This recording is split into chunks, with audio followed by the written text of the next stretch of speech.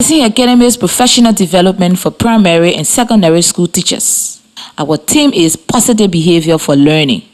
Lesson: precise praise. Good day, our wonderful teachers. We are your radio educators, J. Kubodike Solomon and Mr. Aaron T. Bala, who will be talking you through this aspect of teacher professional skill building. We are educators who work for Rising Academy Network. We would like you to take notes during the section, so please take a moment to get a pencil in your professional development notebooks or some paper. Great. Today, we will be discussing and practicing effective praise so that you can create positive learning environments with happy, motivated, and hardworking students. We will think about what praise is, why it is important in the classroom, and how we can use it effectively. We would like you to take notes and join in with tasks during this time.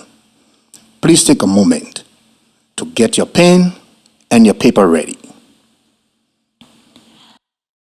So, what is praise?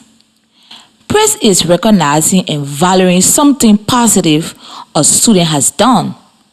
This can either be about a piece of work they are doing or about a positive behavior or attitude they are showing. Praise is one of the most simple and most powerful tools that can be used to encourage and motivate your students. When used effectively, praise can improve children's behavior, increase their motivation, and build positive relationships between them and the teacher. I want you to take a moment and write down some of the positive praises you say to your students.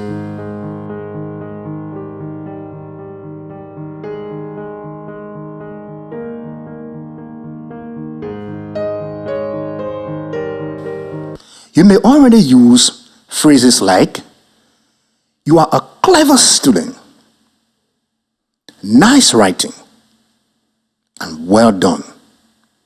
However, lots of global research have found that these well-used phrases might not be the best way to do it. Let's discuss how we can improve our skills and give really effective praises. Effective praise should be specific, sincere, and focused on the process and effect of the student and effort of the student, not just the outcome. So, how can you make your praise specific? There are 3 simple steps. First, say the name of the student. This is to ensure that they are paying attention to you and hear the whole praise. If you say the child's name at the end of the praise, they often have not engaged in what you said prior to that. Secondly, praise a specific part of their work. This is to show you are sincere and provides them with valuable, meaningful feedback. It shows them that you have looked closely at what they are doing. Third, make eye contact and smile when you are giving praise. This is to show them that you are genuinely pleased with how they are working. So, let's try an example. Fatimata, you are working really hard to remember to use full stops in your writing. Well done. Keep up the good work. I want you to think about a student in your classroom and try saying a full sentence of praise now.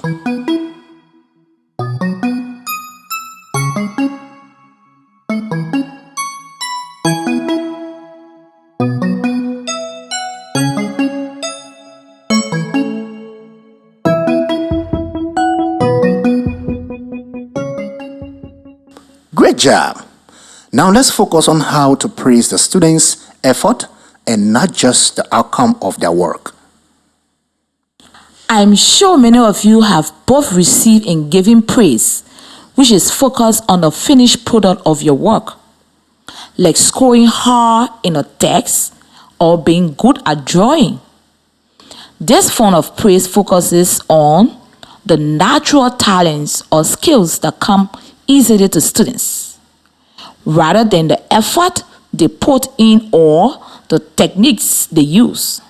For example, a teacher might say, "Wow, you are such a talented singer," or "You are so clever, you always score the highest on tests." However, it has been found that this does very little to motivate students' learning or to develop their resilience. Instead, it encourages the idea that a person is either good at something or they are not. So, if they are not good at something, why bother trying? Only praising the outcome is especially harmful for children who find learning a challenge. It is also detrimental to high-achieving students as they can feel pressure to achieve, and then when they do get an answer wrong or don't score the highest on a test, their confidence and self-esteem can be scattered. You are right, Kubo. As teachers, we need to stop using this type of praise. Instead, we need to start using effort-based praise. Effort-based praise tackles this problem by focusing on the process and effort that the student has put into something. For example, instead of saying, "Wow, you are such a talented singer," the teacher will say, "Topa, wow, you have worked really hard practicing that song. It sounded great." Or instead of saying, "You are so clever, you always score the highest on my test," the teacher will say, "Flomo, well done. You achieved a good score on your test. You must have studied very hard for it." This positively reinforces hard work, perseverance, and effort. A child who is praised for this is more likely to develop these long-lasting attitudes and skills. It encourages them to try their best in everything they do. It also highlights to other learners what they should be doing. Yes. Now, we would like you to try one. In your notebook, I want you to try to change this statement to an effort-based praise statement. How could you say, "That's such a pretty drawing. You could be an artist"? Again, how could you say, "That is such a pretty drawing. You could be an artist"?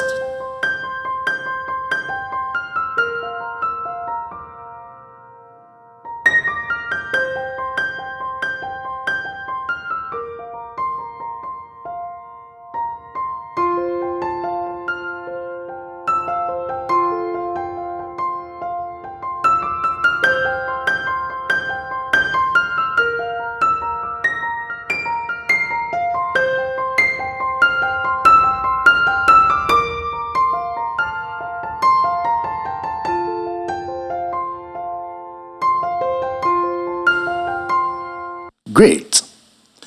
You will have said something like this: "Tita, what a lovely drawing. I can see you have put a lot of time and effort into keeping it very neat." Or, "Tita, this is such a beautiful picture. I can see you have really worked hard on this and really taken your time to make sure the picture look realistic."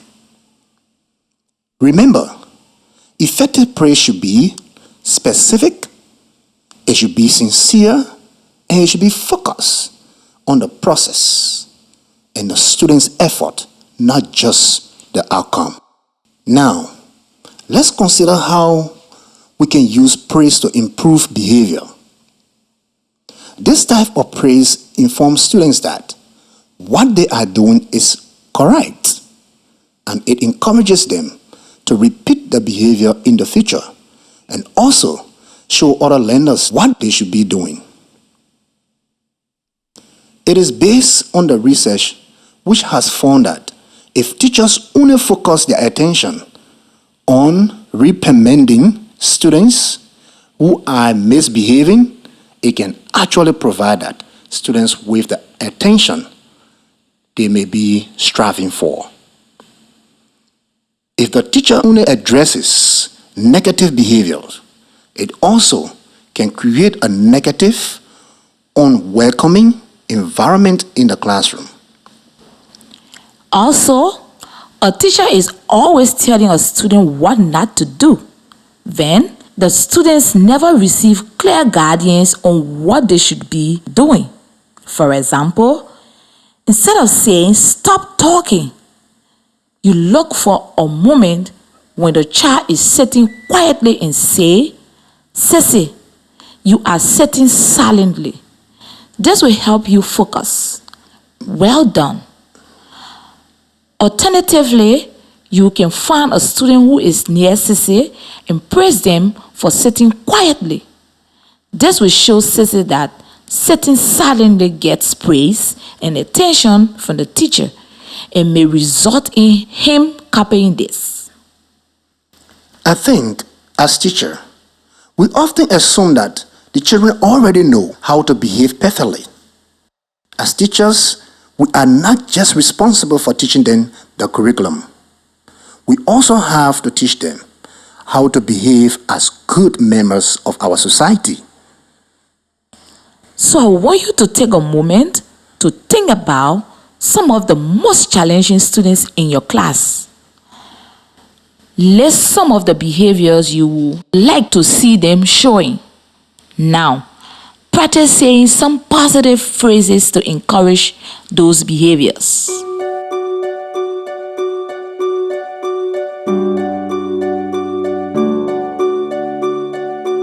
Thank you. Maybe you thought about phrases like, "Kanga, you really show kindness today by letting your friend use your ruler. Well done." Or, "Esther, you have stopped talking and started working. This is so great to see." It is also so important to adapt praise to the individual needs of the children in your class. For example, if you have a child with a hearing impediment, giving verbal praise won't be effective. However, drawing a small smiley face in your notebook or giving them a high five when they have done well could be very meaningful for them. Having personalized way of praising students according to their needs and personality build great relationships. We have talked a lot about what we should be doing, but it is also good to be aware of what to avoid. Don't compare students when you are giving praise. Don't say things like, "Tewa, well done. You work so much harder than Fire. You are the best in the class."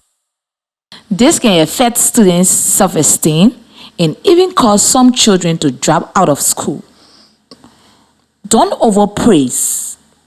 You don't need to say "well done" for everything everyone does.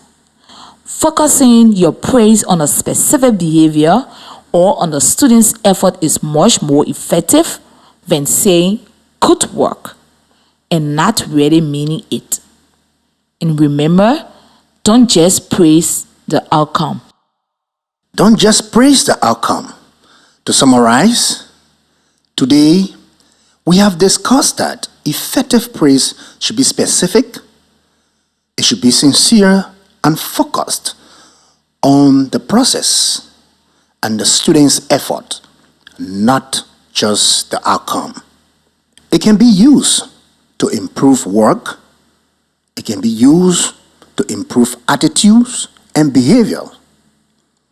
Changing the way you give praise takes time, and it also takes a lot of practices.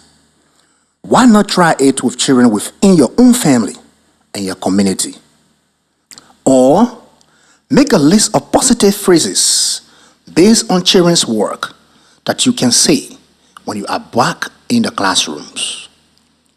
Over time, you will find that meaningful praise becomes a normal part of your class, and you can then teach students how to appreciate and praise their peers.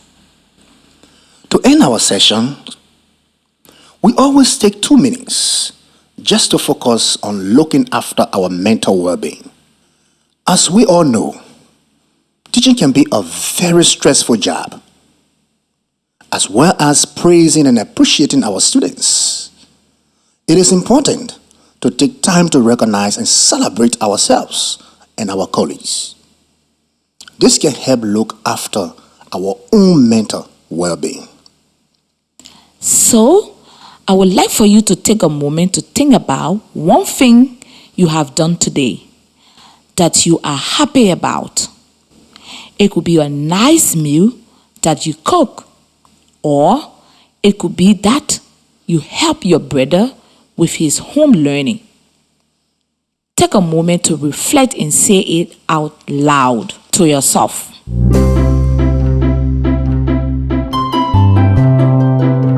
Now think about a friend or family member. Go and tell them what they have done a good job of today.